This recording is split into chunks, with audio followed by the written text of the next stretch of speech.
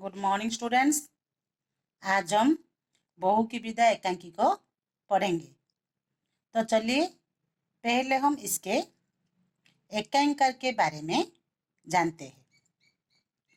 विनोद रस्तोगी का जन्म सन 1923 में उत्तर प्रदेश के फर्रुखाबाद जिले के शमशाबाद नामक गांव में हुआ। आपकी आरंभिक शिक्षा फर्रुखाबाद में तथा स्नातक स्तर की शिक्षा कानपुर में हुई। हिंदी विषय में एमए के बाद रस्तोगी जी आकाशवाणी के इलाहाबाद केंद्र में नाट्य निर्देशक के पद पर कार्य करने लगे। आपने नाट्य साहित्य के क्षेत्र में प्रवेश किया। अब तक आपके 8 उपन्यास तथा 2 कविता संग्रह प्रकाशित हो चुके हैं। आपकी अनेक रचनाएं पुरस्कृत की जा चुकी है। नए हाथ, आज़ादी के बाद, बर्फ की मीनार, गोपा का दान, दरारें, रुपया, रूप और रोटी, भगीरथ के बेटे आपकी बहुचर्चित रचनाएं हैं। आपकी रचनाओं में जीवन की समस्याओं का चित्रण हुआ है। आधुनिक जीवन की मानसिक कुंठाओं को उन्होंने अपने एकांकियों में स्थान दिया है। चलो बच्चों, अब हम इस एकांक के पात्र परिचय के बारे में जानते हैं। जीवनलाल एक धनी व्यापारी, अवस्था 50 वर्ष। अवस्था का मतलब है आयु। राजेश्वरी जीवनलाल की पत्नी, अवस्था 46 वर्ष। रमेश जीवनलाल का पुत्र, अवस्था 22 वर्ष। कमला रमेश की पत्नी, अवस्था 19 वर्ष। प्रमोद कमला का भाई, अवस्था 23 वर्ष। कमरा आधुनिक ढंग से सजा है। आधुनिक ढंग का मतलब है वर्तमान समय। सामने की ओर बाएं कोने में रेडियो और दाएं कोने में पुस्तकों का रैक है। कमरे के बीच में सोफा सेट है।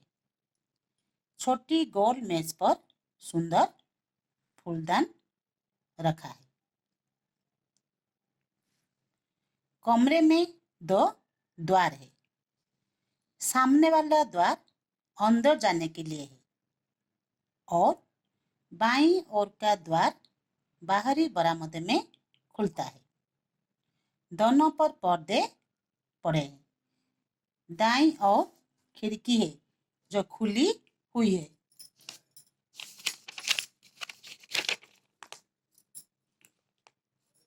पर्दा उठने पर जीवनलाल खिड़की के समीप खड़े हुए दिखाई पड़ते हैं।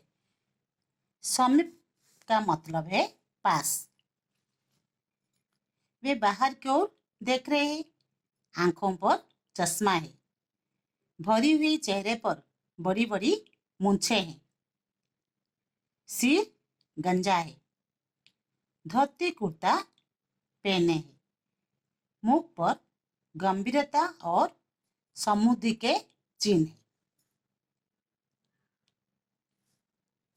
उनसे कुछ दूर हटकर ही प्रमोद विनम्र भाव से खड़ा है। वह पैंट और बुशर्ट पहने हैं। चेहरे पर निराशाजन्य करुण भाव है। प्रमोद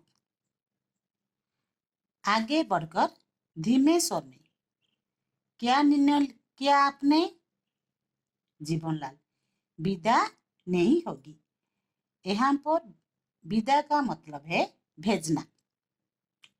प्रमोद, लेकिन जरा सोचिए तो, यदि आपने विदा नहीं की तो बहन की क्या दशा होगी? दशा का मतलब है हालत।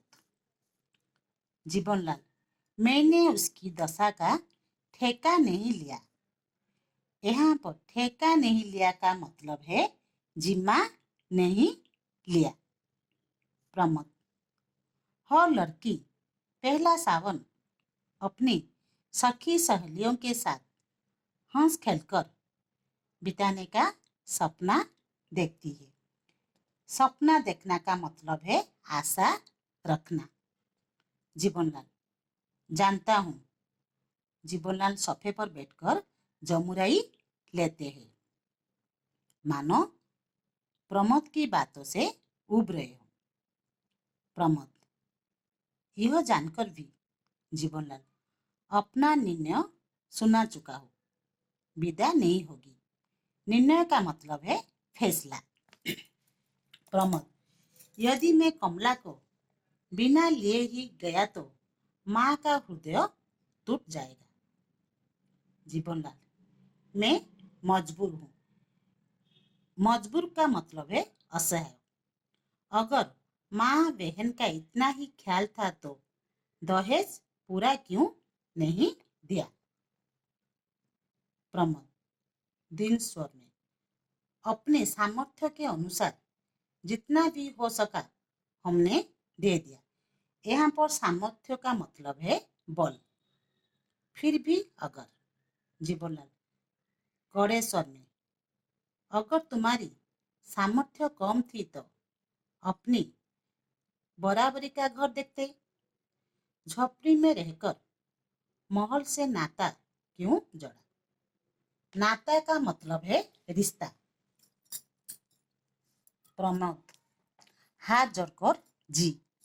जीवनलाल, उठकर आवेश से टहलते हुए। यहाँ पर आवेश का मतलब उत्तेजना। देना तो दूर, बारात की खातिर भी ठीक से नहीं की गई। यहाँ पर बारात का मतलब है शादी का जुलूस।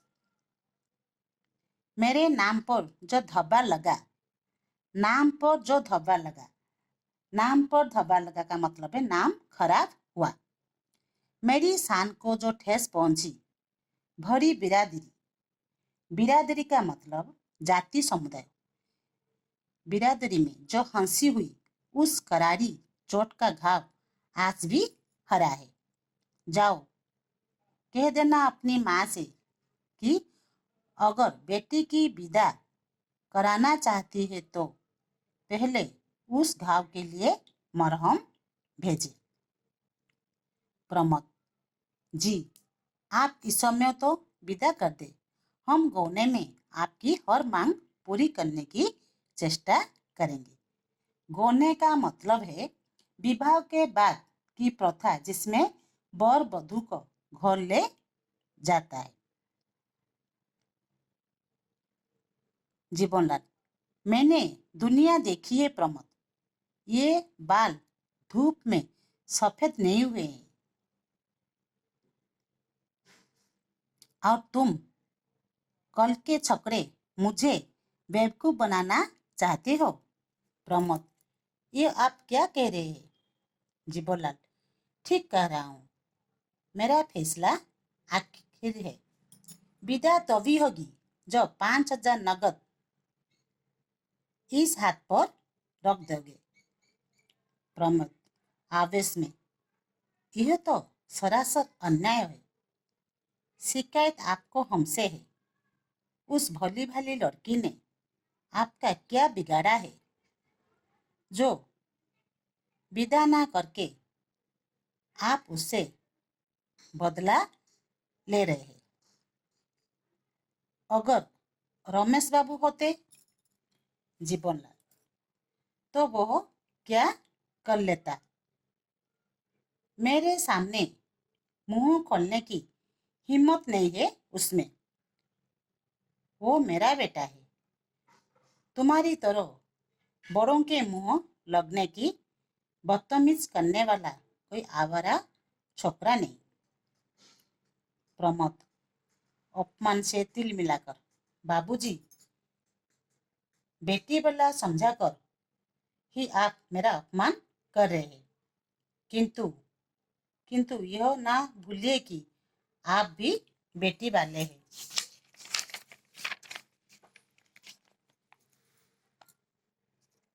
जीवनलाल, हाँ, हम भी बेटी वाले हैं, लेकिन तुम्हारी तरह नहीं। पिछले महीने हमने भी अपनी गौरी की शादी की है। वो खातिरदारी की कि बारात वाले दंग रह गए। इतना दहेज दिया कि देखने वालों ने दांतों तले उंगली दबा ली। दांतों तले उंगली दबा ली का मतलब है आश्चर्यचकित होकर देखना। दर्द मिश्रित आवेश, तुम मेरी बराबरी करोगे? हूँ, बेटी वाले होकर भी हमारी मूंछ ऊंची है। मूंछ ऊंची होना सम्मान, मूंछ ऊंची होना का मतलब सम्मान होना, समझे? प्रमोद, जी। जीवनलाल, रमेश गया है गौरी को विदा कराने। कलाई पर बंधी घड़ी देखकर कुछ देर में उसे लेकर आता ही होगा। मेरी बेटी पहला सावन यहाँ बिताएगी। तुम्हारी बहन के सपने कभी पूरे नहीं होंगे और उसके सपनों के खून का दाग तुम्हारे हाथों और तुम्हारे माँ के आंचल पर होगा। सपनों का खून का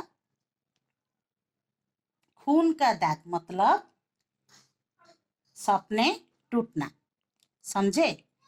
प्रमोद व्यंग्य से, जो हमारी बहन है क्या वह आपकी कोई नहीं है? जीवनलाल तेजी से, बेटी और बहू को एक ही तराजू पर तोलना चाहते हो? बेटी बेटी है और बहू बहू। प्रमोद, ठीक है, जब आप अपनी जिद पर अड़े हैं तो विनती करना व्यर्थ है। यहाँ पर विनती का मतलब है प्रार्थना। रुक कर धीमे स्वर में, क्या जाने से पहले एक बार बहन से मिल सकता हूँ? जीवनलाल, जरूर। और हाँ, उसे यह भी बताने जाना कि अगली बार मेरे लिए मरहम लेकर विदा कराने कब आओगे? ऊंचे स्वर में, अरे सुनते हो गौरी की माँ, जरा बहू को भेज दो अपने भाई से मिलने आकर। मैं तब तक देखूं कि माली के बच्चे ने झूला डाला या नहीं। द्वार की ओर बढ़ते हैं। द्वार का पर्दा हटाकर मुड़ते हुए, गौरी के लिए झूला डलवा रहा हूँ लान। जीवनलाल का प्रस्थान। प्रमोद थका सा सोफे पर बैठ जाता है। अंदर से कमला आती है। चांद से सुंदर मुखड़े पर उदासी की घटा है। हाथों में लाल चूड़ियां हैं। रेशमी साड़ी ब्लाउज पहने हैं। प्रमोद के पास जाकर चुपचाप खड़ी हो जाती है, सिर नीचा किए। प्रमोद भारी स्वर में, बैठ जा कमला। कमला पास ही बैठ जाती है। प्रमोद, अच्छी तरह तो हो? कमला सिसकने लगती है। यहाँ पर सिसकना का मतलब है सुबकना। प्रमोद आर्द्र स्वर में, पागल मत बनो कमला, रो मत। मैं कहता हूँ रो मत। इन मोतियों का मूल्य समझाने वाला यहाँ कोई नहीं है। पानी से पत्थर नहीं पिघल सकता। कमला सिसकती हुई, भैया क्या? प्रमोद घबराओ मत, मैं जल्दी ही फिर आऊँगा और उस बार विदा अवश्य होगी, क्योंकि मैं चोट का मरहम लेकर आऊँगा। मरहम का मतलब है दवा। कमला, ना समझने के ढंग से मरहम। प्रमोद, हाँ कमला, हमारे व्यवहार से बाबूजी के कलेजे में घाव हो गया है। उन्हें मरहम चाहिए और उस मरहम की कीमत है 5,000 रुपये। कमला चौंक कर भाई की ओर देखती है। प्रमोद, तुम चिंता ना करो कमला, मरहम का प्रबंध हो जाएगा। इस गिरे हाल में भी मकान 7-8 हजार में तो बिक ही जाएगा। कमला व्याकुलतापूर्ण आग्रह से, मेरी विदा के लिए घर ना बेचना भैया, आपको मेरे सुख सुहाग की सौगंध। सुख सुहाग का मतलब है स्त्री के सधवा होने की सुख। प्रमोद, यह क्या कह रही हो तुम? क्या तुम नहीं चाहती कि पहला सावन सखी सहेलियों के साथ माँ के घर बिताओ?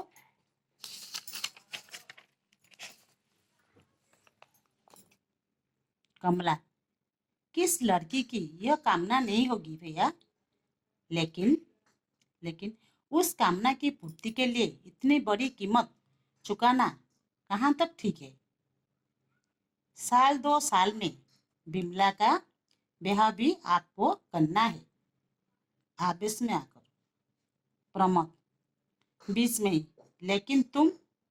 कमला, मेरी चिंता आप ना करें। सच, विदा ना होने से मुझे जरा भी दुख ना होगा। प्रमोद, कमला कमला, गौरी आ रही है, बहुत अच्छा स्वभाव है उसका, हर समय हंसती हंसाती ही रहती है।